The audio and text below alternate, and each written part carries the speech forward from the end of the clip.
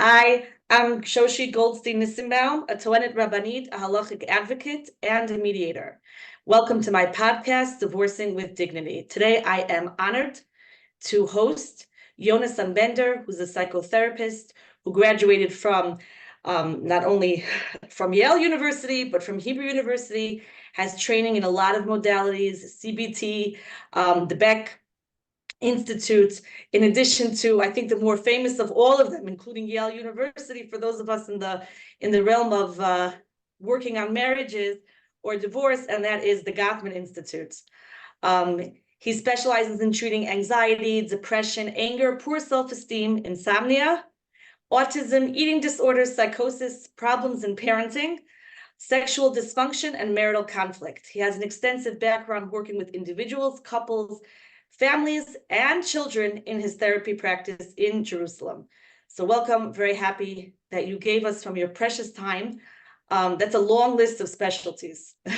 That's impressive. Took a while to do. Well, I mean, it's partly I'm a nerd and I get obsessive, and when I want to learn something, I learn something. So okay, great. So we're going to really be happy to tap into your knowledge. So today's topic is when to throw the towel in. And the reason why I brought up this topic is because a lot of time a client or potential client will turn to me, make an appointment, and then they'll ask me, do you think I should get divorced? Right? Now, I think everyone should get divorced, and they should use me as their Toenet Rabbanit, right? So, chas v'shalom, I don't think that. I've had many clients who I've told them, listen, really, you can work this out.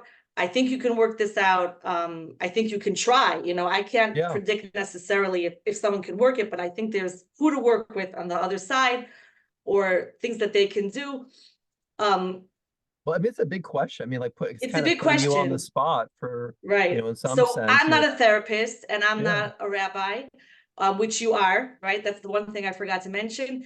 Rabbi Bender has smicha from Rabbi Berkowitz from Yerushalayim. So, I always look at it as someone comes to me and they order pizza, I deliver pizza. They order sushi, I give them sushi. Like I can't tell them get divorced, not get divorced. So there isn't, in the legal concept, there's something called moed hakera, which would be, an analogy would be like time of death, right? When did the marriage die? So we don't write that on the Tudat Girushin. It's not on the certificate of divorce, but it is a legal concept and it has a lot of legal ramifications. When did the marriage die? So my big question to you is, how do you know from a therapeutic aspect, and not from a halachic aspect, because that's a different question, but from a therapeutic aspect, when would we put down the time of death of a marriage?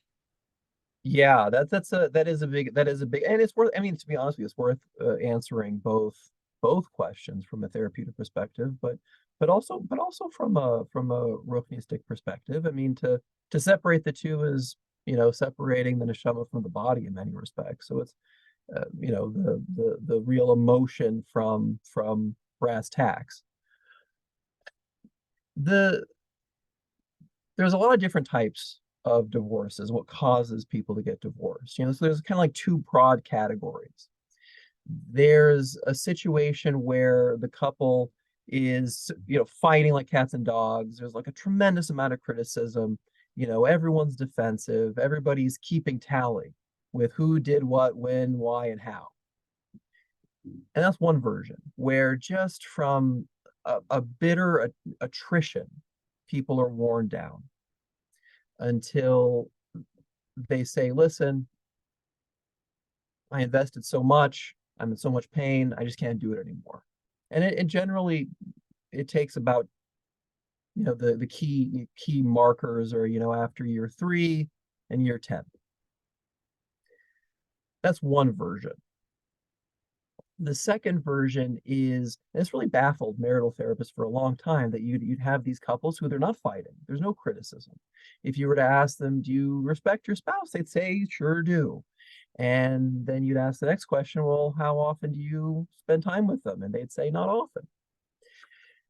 That it was almost as though these two people were less than roommates, developing separate lives, maybe they're sharing children, but not much else. And they slowly grow apart because over time, people individuate. They become different people. So much so that it's unrecognizable, their partner from when they got married. So these were two different versions of, well, when does a marriage end? Very different time frames.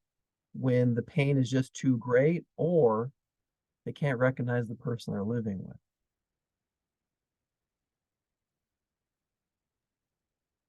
So at that point, you would say it's time to, as a therapist, it's time to explore other options. At that stage, it's time to get into therapy. And really that's the wait time for people going into therapy. The average is usually 10 years. Like, people are suffering for a decade on average. People will suffer for 10 years in silence, right? Until they say, okay, we need to go to therapy. Yeah, they absolutely will. They absolutely will. I mean, the 3-year mark I mentioned, that's usually, people, that's usually people who are more personality-wise more disagreeable, and they're not going to, tolerate being talked to the way they are, and they're not going to tolerate their lives being this way, and so they'll just cut it, without necessarily going to therapy. But that is the average. That's the average wait time. So they're suffering in silence.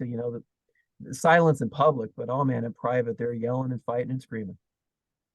It's interesting because there's a lot of talk in all the magazines, all the Jewish magazines, Orthodox magazines, about the shidduch crisis. You cannot open a magazine and not see something about a shidduch crisis. And every time I see it, I like cringe. I'm like, shidduch crisis? Or the divorce crisis, right? I'm like, There's no shidduch crisis, there's no divorce crisis. There is a midos crisis. There is a lack of people who are really interested in working on themselves and looking in the mirror and hearing the truth and making choices. On the one hand, from society, seeking therapy used to be very taboo. Today, it's not taboo, right? It's very it's like, who's your therapist, right? Which therapist have you tried? Okay. I don't think people expect people to, go through life and all the different stages of life without ever having some kind of therapeutic encounter in their lives. And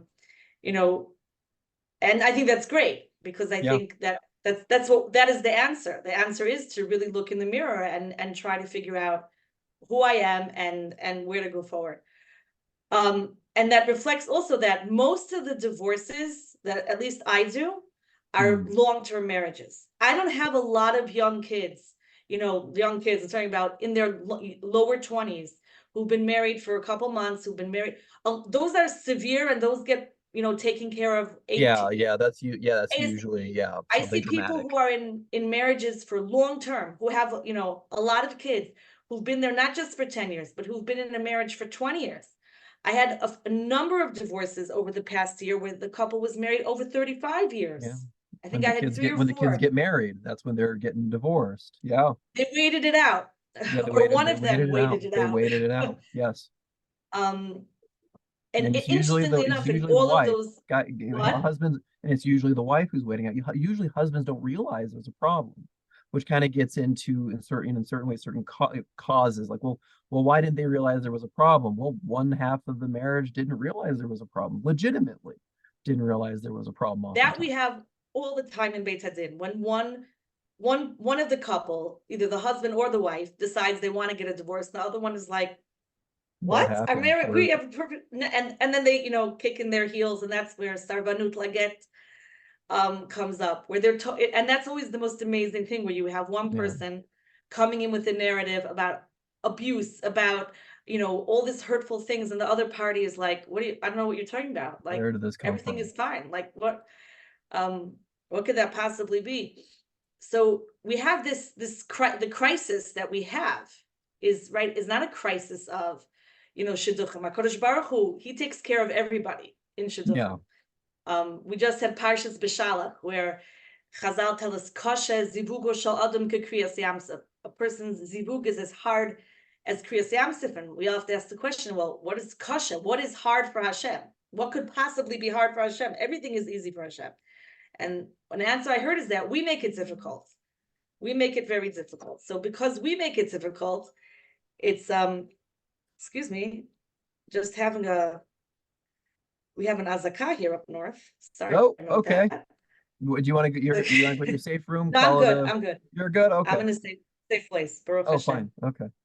So well, there's a lot of interesting psychological research on this point you're kind of bringing up, and it's not so much in the Haredi community, not so much in the religious community, although like researchers are kind of slowly going into that that realm, but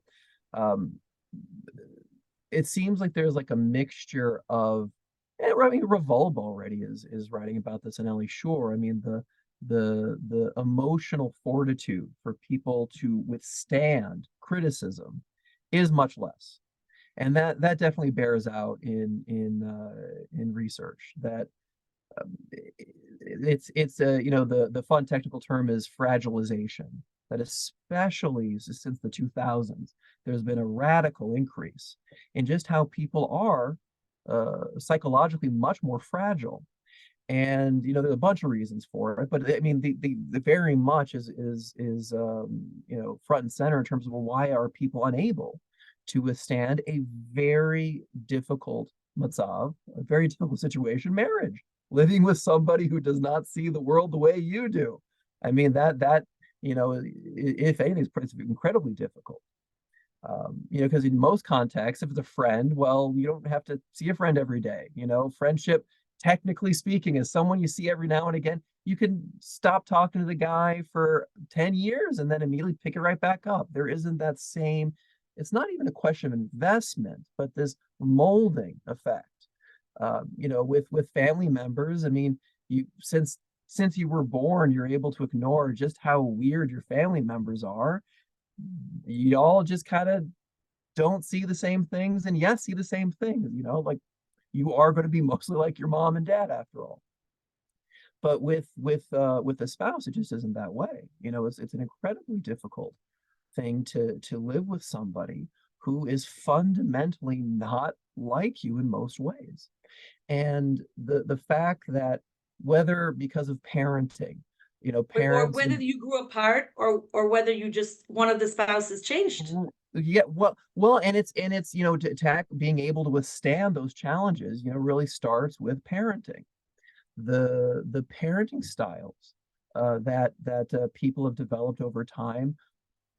Parents go out of their way to protect their kids in every way possible, and in a sense, well, you have to protect your kids. That's a good idea. But ever since the 90s, there's a lot of cultural reasons why. There was a lot of high profile kidnappings, even though kidnapping is crazy rare. More people die falling out of bed than being kidnapped by a stranger. Usually most kidnappings, it's a parent dispute and one parent takes their kid, but it's genuinely rare for kidnappings to occur. But parents are just completely frightened by this. And since the 90s, all the ways in which kids could actually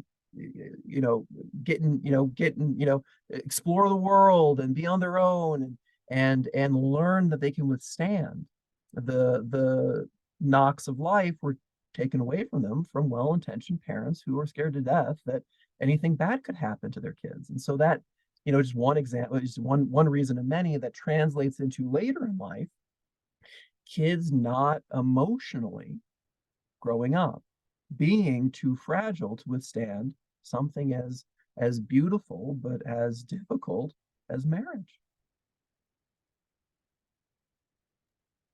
That's really very interesting, because what you're saying is that besides that, really it's very hard to educate somebody for marriage before they're married, but they need certain fundamental skills in order to make a marriage work.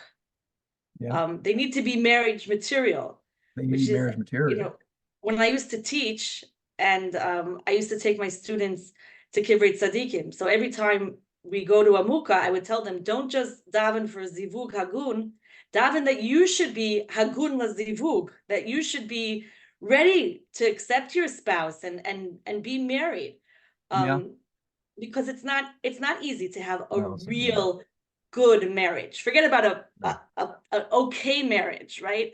To have a good, pulsating, live marriage is something which requires a lot of work. And it's not like happily ever after and then, they ride off into the sunset. So another topic and a tool that I found, which has helped a lot of couples in a last-ditch effort to save their marriage, is a post-nup agreement, which in Israel is called Heskem Shalom Bayit L'Chilufin Girushin, which is controversial. I actually suggested it recently to two different couples who came to me to mediate their divorce. I said, maybe, they were like, yeah, we want to get divorced, but like they weren't 100% sure. And what, right. And one of them, in each one, the husband was very sure he wanted to get divorced. The other one, the second couple, the wife was very sure she wanted to get divorced. And the other one was like, I guess, like, do we have, like, and I said, you do have another choice. Why don't we bring in your therapist, make a very clear list of real tangible goals that you will have for the next 6 months or a year. You both go to therapy, private therapy. You will be once a week in a therapy. You'll have date night, once a week. You're going to go through a walk once a week. One of them, there was a problem of one of the spouses waking up the other one in the middle of the night, right? We're not going to do that anymore. Like very specific things, because you can't like write, I'm going to be a nice person, I'm going to be respectful. That doesn't mean anything. Certainly not legal. And I'm going to hope for the best. I've done this with a number of couples, some with success. Some ended up staying married. Some ended up staying and actually began being happily married, because once they knew what was going to be if they got divorced, they stopped stealing money from each other, and they stopped trying to, like you had mentioned earlier, create this file of everything which is wrong with their spouse, and actually started working on themselves, working on their marriage with no fear of the future.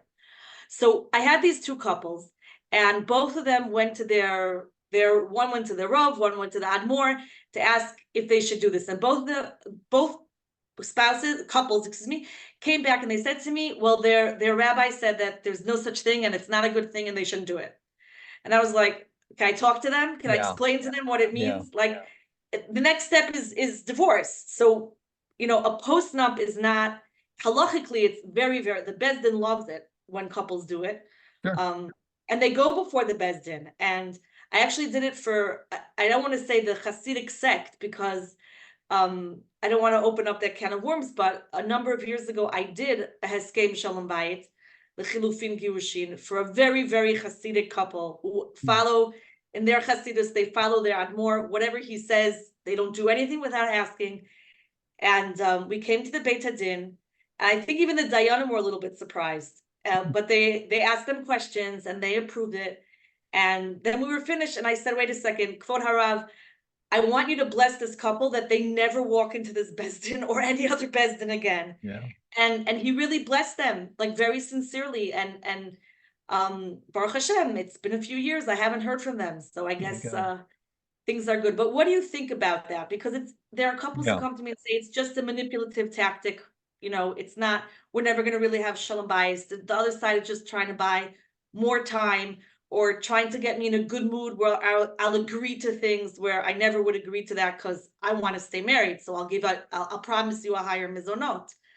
What do you think about that? Well, a limud schus for the Rebbeim. It is true there's a psychological principle that if a person imagines that they're doing something, when they really outline in their head a path towards, well, in this case, well, if things don't work out, we're getting divorced, the likelihood, it's a motivation, the likelihood that that's going to happen may very well increase under certain circumstances. That's possible. So it really gets to the heart of, well, how are you actually organizing this agreement? Because on the other side, what you're doing really is you're laying down the building blocks for how to negotiate with somebody else, which that skill is right up there with, well, maybe not today, but how to balance a checkbook and and how to do your taxes. I mean, those are things people do not learn how to do in And this skill, schools, and it's a vital skill that and this negotiate. skill, if they are going to be getting divorced, they're going to need even more, Oh because they're gosh, still yes. going to be co-parenting together, and they're going to be negotiating on a monthly basis, weekly basis, daily basis. If they're smart, they'll be co-parenting together. I mean, just kind of briefly, I mean, that's it. If people are going to go down the road of divorce, everyone worries about their kids. What's going to happen to my kids when we get divorced? And the bottom line is that if a couple does three things, the chances of their kids coming away with mental health issues is close to zero. You have to have 50-50 custody. You have to live 10 minutes travel time from your spouse, so that you're not uprooting your kid's life, that they're able to maintain their sense of their Dalet Amos. What is their life? You got to have those two. And don't trash talk your ex-spouse, while being able to get in back negotiation, being able to negotiate with this human being and how to move forward. And so when putting together this agreement, well, what is negotiation fundamentally? It's knowing exactly what you want. It's setting clear goals based on values, and being willing to say, and if you don't do this important thing, there is a consequence. And that doesn't mean, your no having teeth doesn't mean that you're going to be a bully. It doesn't mean that you're, a bad person and you're hurting somebody else.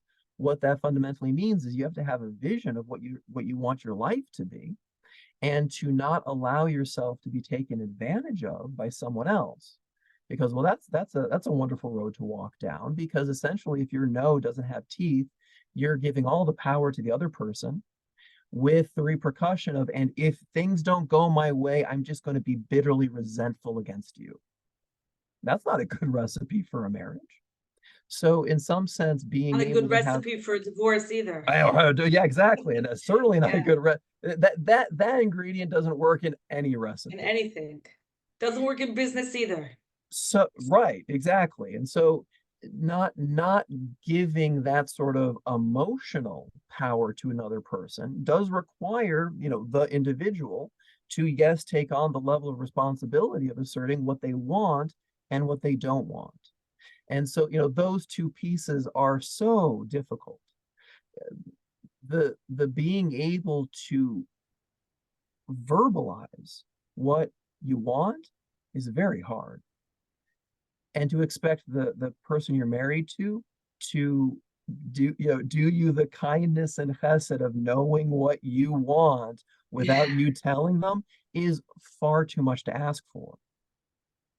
So having those two things sorted out, it seems to be, if you're going to do it right, this marital agreement, towards, well, knowing if this doesn't pan out, there's going to be a divorce, is ticking those two boxes and what you have to do to have a good marriage. If you have, and if you, what I find is that sometimes the process of mediation, the couple can actually realize, what, we can come to some kind of understanding, right? If it's done, if they're mature and they want to be really in mediation, right? Yeah. Not that they're not going to get divorced, because they made a decision to get divorced. But some, again, not for the Heskem Shalom Bayit, then they're still kind of, we're not sure. Yeah. But it actually will make them better post-divorce co-parents. I want to ask you a question, because you said three things, which if parents want to make sure that the least damage, damage control from the divorce for the children. So you said 50-50 custody, the parents should live 10 minutes away from each other, and no trashing. In the system of being able to negotiate. But yeah. No On top trashing, of it all. period. Solution oriented, right? Yeah. Which is very difficult. It's very difficult to be solution oriented. And it's very easy to fall into being, start off saying we want to do this in the best for the kids. We're divorcing because it's for the best, it's best for the children. which is sometimes true and sometimes very not true when couples think it's true. But putting that aside, the 50-50 custody. So this is an issue that comes up again and again and again, right? You can have a father who was pachot yoter Abba shel Shabbat, right? He was working or he was in kollel the whole week, and the kids saw him on Shabbos. The parents are now divorcing, and now he wants 50-50 custody. So if both parents agree, great. Now, if both parents don't agree, or if and sometimes it could be, I've worked with fathers also. I'm working with a father right now. I don't want to go into detail because it's an open case where the mother is her mothering skills are extremely questionable. Okay. Extremely questionable. So, 50-50 custody is when the other side is not really capable, A. B, very often, I would say in 60 to 70% of the divorces that I deal with, one of the spouse, and sometimes it's the one I'm representing, right? It's not always the other side. One spouse has some kind of mental illness, whether it's and I'm not diagnosing, but you see when somebody is being completely unreasonable, whether it's my client or the other side, has a very, very strange narrative about things which just don't add up. You see clients, I've had clients myself, and I've seen clients who actually begin fighting their lawyer, right? Because they're very paranoid, and I've had a number of clients who insisted that I was in cahoots with their spouse's lawyer, plotting against them, right? Which, things which, of course, I mean, maybe there are lawyers who would do that, or Toanim who would do that, but I certainly, wouldn't do that. So you pick up that something's not 100%. Would you recommend, even in cases like that, 50-50 custody? So a couple, we'll double click on that. Number one, no one, I mean, it's kind of, it's going to be a funny way I want to put it, but like no one's at their best when they're getting divorced. I mean, here's a great idea. Let's entirely rip up your life, rip up your sense of identity, completely burn the future you thought you had, and then start to question the past. Oh my gosh, who was the person I married all those many years ago? And who was I that I didn't realize how bad things are? So, I mean, that to say that someone is not at their best when they're getting divorced is an understatement. The very fabric of their being is being trashed. Number one, the level of resentment any normal person will have, like I said, 10 years average not going into therapy, that sense of resentment, of keeping track, keeping score, being so hypersensitive to all the slights, all the unfairness, well, is certainly going to look like someone who is narcissistic. It's going to certainly look like someone who's antisocial personality disorder. But every normal human being is gonna on some level look like that. I mean, I have only once in my entire career met a couple who were doing just fine, and they came into couples therapy, and it was because they were so fearful and hypersensitive. They came from backgrounds where their parents had been divorced, and they had felt so hurt by that experience that they were just so hypersensitive that they never wanted to even come a million miles close to divorce, that they came into therapy. And I'm just sitting with them thinking, I can't help you because you guys are okay.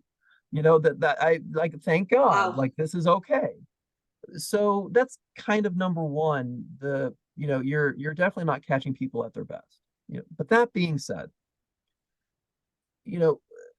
certainly if a person is coming in with a clear-cut psychiatric disorder like schizophrenia, which is extreme, bipolar disorder, which is extreme, and these things are established, they are, and there's even evidence that these people, some people with bipolar disorder are absolutely able to lead a normal life. They stay on medication, they have their support group. There's no reason on God's green earth that they shouldn't have access to their kids. But something that's extreme, like that, then, absolutely there has to be some question in terms of a person's ability to keep their kids safe. That's one piece. What's interesting is that, all this research I'm citing that kids are better off with 50-50 custody. That research was dealing with a pool of individuals who were low-income families.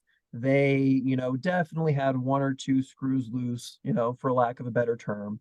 Not necessarily fully employed. You would not bring these sorts of people home to meet your parents. However, still, it was far better for them to remain in their children's lives than to not.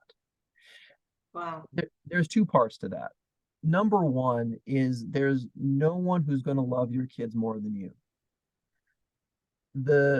That's just true. And it is vitally essential that your kids actually grow up with their parents showing that, because you're not going to get that anywhere else. That's one piece. The other part here is, well, what do mom and dads actually do that are different? Because mom and dads are different. And one way of thinking about it is that the type of parenting that moms give to their kids, parenting being able to raise a child who is going to be fully functional, well-liked, successful in their lives. Well, what do you need? You need, generally speaking, what mothers give to develop that is a sense of fairness, is a sense developing compassion, and nurturance. Real pro-social behaviors. Volunteer, give tzedakah, and be a nice person. You absolutely need that to be successful in life. Well, dads also, mom and dads aren't like, it's not like from different planets. They're not, everyone's a human being, obviously, but dads give over something very different. Responsibility, hard work, emotional resilience mostly comes from fathers, and a sense that, getting back to this idea of being fragilized, dads have a defragilizing effect on their kids.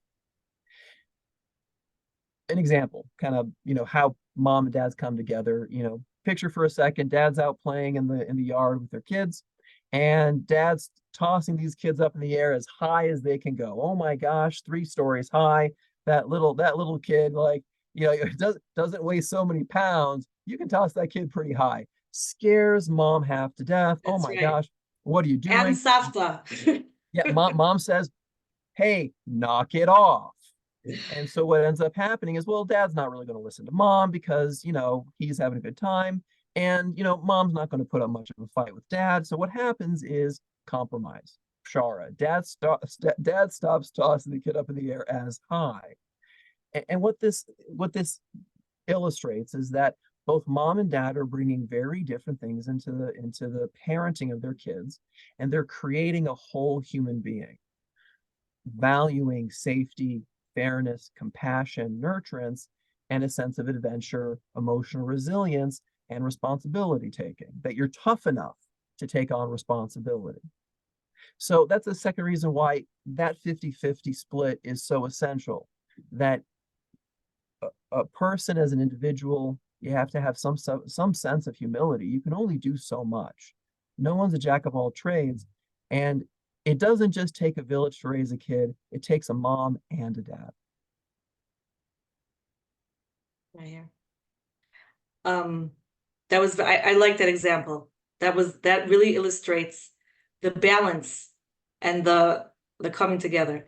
I want to go back to our topic of when to throw the towel in, and from a therapeutic sense, what happens to a person?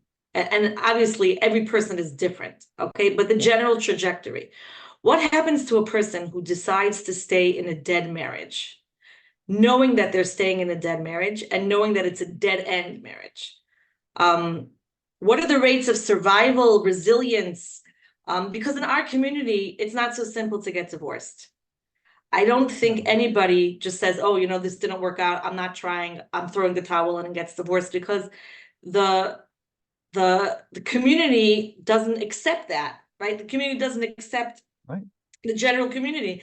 I mean, I know for myself, where I was teaching in a number of Israeli seminaries, and I got divorced, and all of a sudden I had no work, right? I had no work. No one wants a divorce teacher. I had one Israeli seminary who kept me on, and the American seminary that I taught in.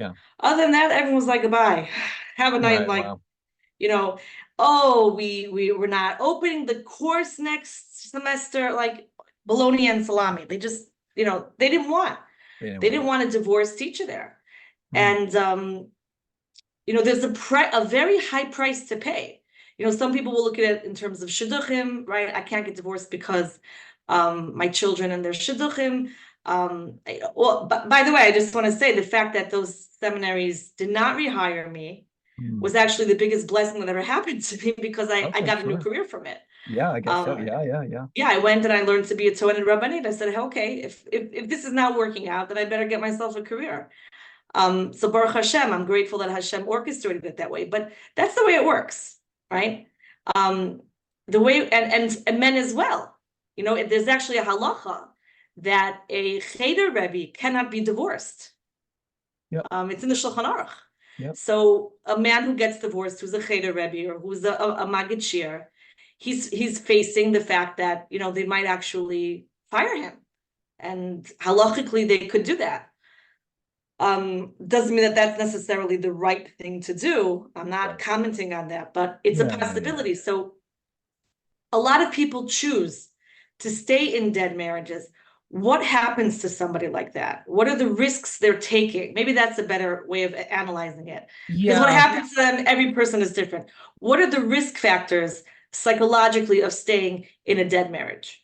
Yeah, and that's, because the way you're presenting is also, it's a very complicated question. Like, what frame of reference are you looking at? Because on the one hand,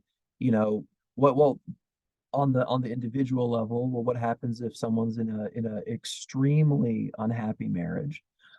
They die sooner. I mean, how about that? Life expectancy plummets. The rate of even something as small as how many times you get the common cold every year skyrockets, let alone other diseases. So, well, it kills you. That's what happens. Does that happen to the children as well?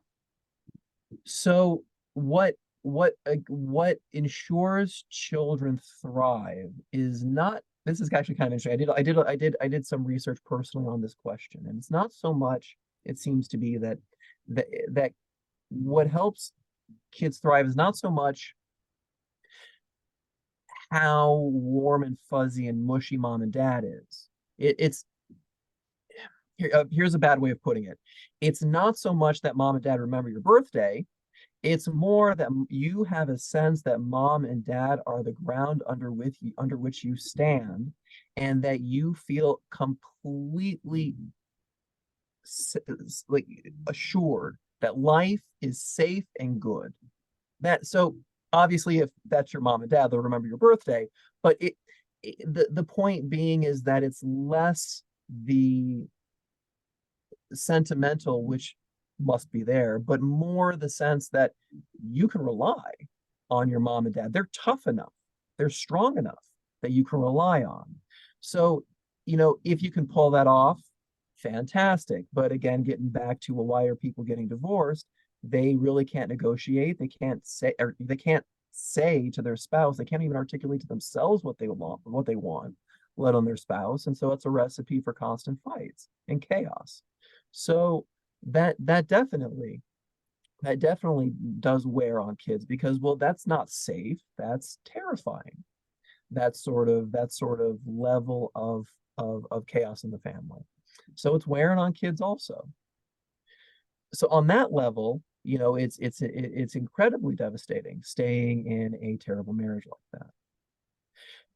Shifting the frame of how broad we're looking at this problem. Well, having a culture, say, in Western culture, there's this prevalent idea that, well, you should, YOLO, you only live once, and you should have the best life, and there's this sort of deep-seated, not clinical narcissism, but this sort of deep-seated narcissism, this sort of selfishness that exists in Western culture, broadly speaking. I'm not trying to cast aspersions. Right. I mean, there's plenty of atheistic philosophers who will say the same thing. Go check out John Vervaeke and his meaning crisis. Like his work on the meaning crisis. Like, this is pretty standard information. So, when you have such a culture where there's no parents, where you have such dramatic levels of divorce, well, you have the same, if not worse, problems as far as the mental health issues and the self-esteem issues and the prevalence of disease and the mental health crisis that we're seeing in the Western world is very much related. Here, I'll give you an example. So this is an extreme example of shooters, mass shooters in the United States. A lot of people say, well, it's the prevalence of guns. Oh yeah, well, why doesn't Sweden and Switzerland and in Israel have the same level of mass shootings? Well, there's tons of guns in those countries. Tons of guns everywhere. Yeah, tons of guns everywhere. What's going on in America? The common denominator between every mass shooter is they didn't have a dad in their life. Wow. Full stop. Broken homes. And Israel's doing pretty good in terms of the having the prevalence of mom and dad in their kids' lives, being very family oriented. So well, that's not good either. And so there really is this sort of tension between what not to use the word institution because it doesn't quite capture like marriage, but the institution of marriage, it definitely keeps society together. And at the same time, if you're in such a horrible marriage, well, it's tearing your life apart. So it's, looking at, depending upon what your reference point is, it's a sticky question, but certainly being in a marriage where you're being abused and it's wearing on you in that way, definitely there has to be at some point where you throw the towel in. I mean, we're not the Catholic Church asking for the Pope to give us permission to get divorced. There is a utility in being able to say, listen, this isn't working out. We need to call it quits. So it's not exactly an easy question to answer from, when you start broadening out the vision there, but. So it's really very individual. Yeah. It's individual how much tolerance a person has, and that I hear that. Maybe if I could ask one last question, Yeah, right? yeah. And that is, when you have couples who come to you, right? And you mentioned and we said it in your introduction that you're the Gothman Institute, right? Where you can predict that this couple is most probably going to get divorced. Yeah. Do you share that with him? Nope. That information? No. So you wouldn't tell a couple, listen, you got I mean, I'm sure many of our listeners are familiar with this, and if they're not, they should be. But the four horsemen, right? When you see that in a marriage, what do you do? What is there, like, not every marriage is salvable. Even when both parties come and say, yes, we want to stay married, but yeah, it's